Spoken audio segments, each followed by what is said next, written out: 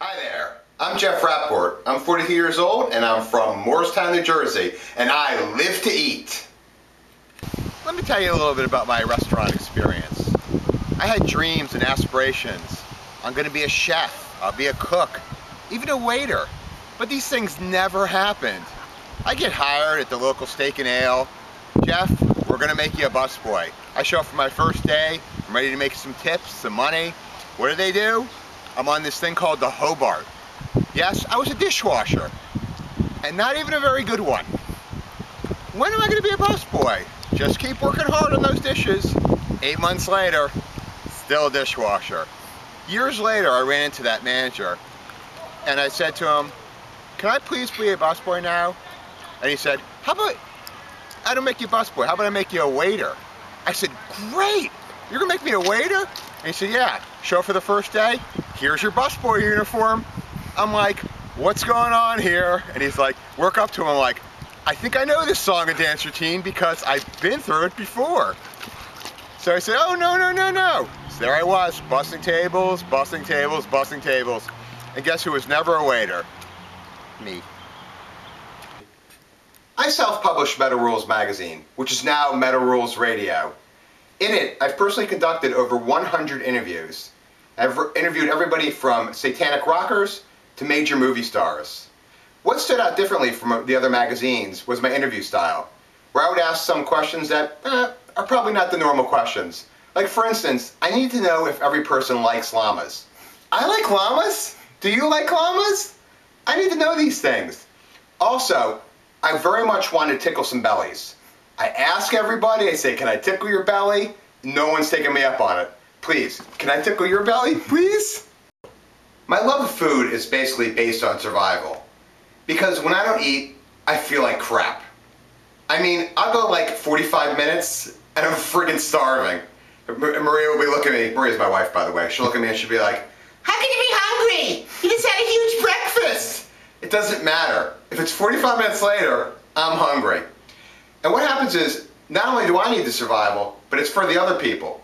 Because when I don't eat, I start getting bitchy, whiny, and I get very annoying. And pretty much, people will want to kill me. So if I don't eat soon, I might die because I might be murdered. My absolute favorite food item has to be hot sauce. And I'm not talking about Durkee's Red Hot or Tabasco. I'm talking about hot sauce. Hot sauce. I love it. And the problem with hot sauce is, not only do I love it, but I love to watch people in pain. I don't know if that's a sadistic part of my nature, but one of my favorite rituals at my annual birthday gathering is gathering everybody into the kitchen and making them eat habanero sauce. I don't know why I like it so much, but when I watch people go, I just really enjoy it. I like going to the gym. I mean, just look at this physique. How can you resist? But I think it's really just an excuse to eat. I mean, I read in a magazine once, maybe it was Men's Health or maybe it was Flex, I don't know. But it says, bodybuilders need to eat 6 to 8 meals a day. I'm sold. Another great excuse to eat is getting drunk. I know back in the 80s, I used to have real long hair. And my buddy, he was in the Navy, he had this real clean-cut looking guy. So we had this little shtick. What would happen was, he would tell people I was a rock star and he was my manager. So we'd be in a diner and we'd start schmoozing with them and hanging out. The next thing you know, we just start eating food off their plate. And you know what? When you're enraptured in a terrific conversation with a rock star and his manager, nobody notices that you're eating all their food. And then we leave and they're battered, beaten, and destroyed. Let me tell you why I'm the right man for the job. And it's not because I'm touching my boobs. The real reason is, for years, 42 years to be exact, people have been telling me, "Jeff, you should be a stand-up comic. Jeff, you could be on the radio. Jeff, you should be a movie star. Jeff, I could see you on TV." And you know what I'm doing? I'm doing eBay full-time, in my house.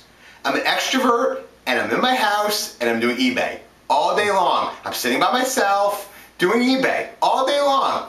Get me out of here and put me on your show. A good friend once told me, "Jeff, you were the funniest and most disgusting person I ever met."